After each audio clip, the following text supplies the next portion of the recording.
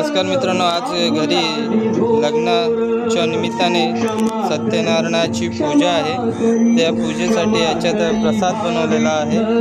तर तुम्ही बघू शकता चुलीवरचा हा जो प्रसाद आहे त्याच्यासाठी 3 इथे विटा अशा मांडलेल्या आहेत आणि त्याच्यामध्ये प्रथम तूप गरम केलं आणि तूप गरम केल्याच्या नंतर त्याच्यामध्ये रवा टाकला आणि रवा तो ढवळून घेतला।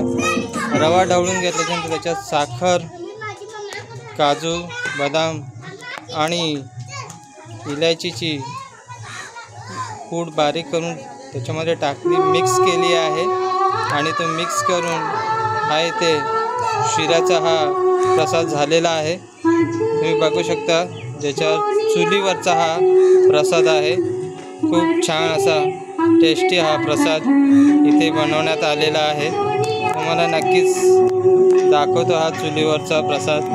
फक्त हा थोडंसं मी त्याचं झाकण उघडून दाखवतो।